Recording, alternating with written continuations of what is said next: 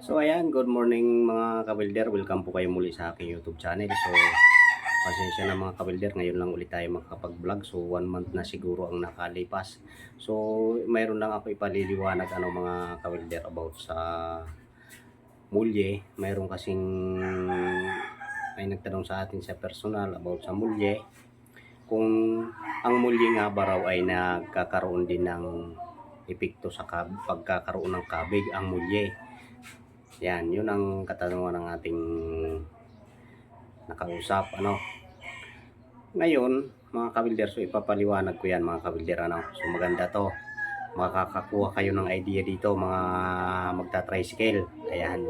So pero bago yan, bago ko ipaliwanag mga kabilder, so ayan, maraming salamat pa rin sa panonood nyo. Ayan, sa mga nagko-comment na hindi ko mga nasasagot. So pasensya na, sana ay maunawaan nyo ako.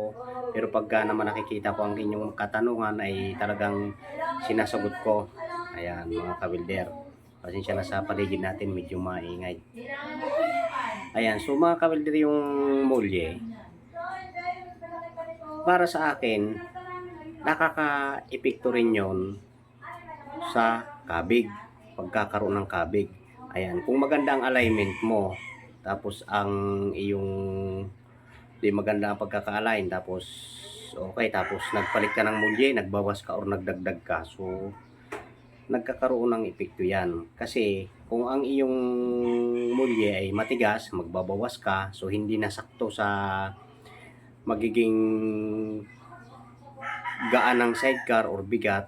So pag may sakay, pag nagbawas ka niyan, so lalambot ang mulye, bababa ng konti ang side wheel, ang bandang side. So magkakaroon ng epekto sa kabig yon sa takbo mga kabilder. Sa tigas naman, kung madagdagan nyo ang mulye nyo, ang matigas, so ang mangyayari naman nun, matagtag. Ayan, matagtag tapos mawigil. Yan ang sikreto mga kabilder. Ayan. So pag magdagdag ng mulye, sa sobrang tigas naman, matagtag, yan yung sanhi ng pagiging wigil.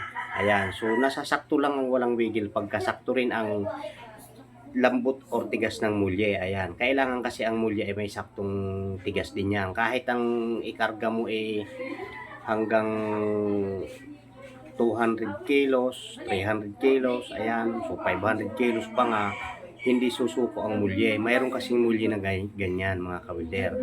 Ayan. So sa susunod ang pag-uusapan natin kung anong klaseng mga mulye ang ating ipapaliwanag. Ayan. So may mulye kasi na pang tricycle lang. May mulye din na mga pang 4 wheels na ginagamit sa tricycle. Ayan. So karamihan na ngayon yan. Ayan. Kaya kailangan din ang mulye ay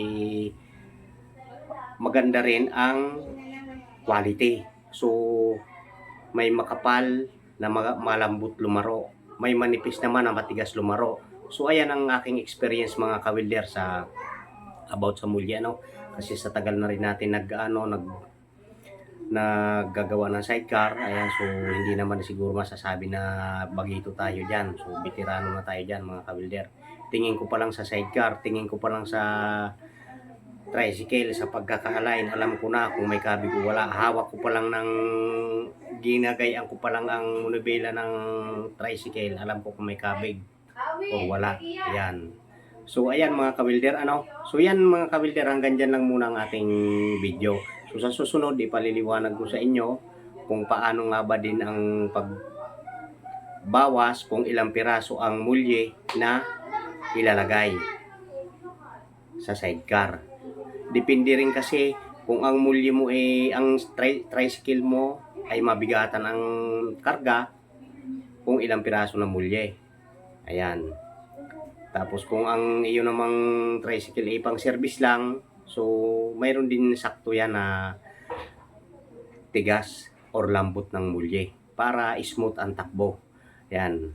Hindi rin magkakaroon ng kabig sa mga ganon mga kabilder, hindi rin magkakaroon ng diferensya sa takbo. Kasi nasubukan ko na rin yan, na-experience ko rin yon. Malambot ang mulye, napakabigat sa walang kabig.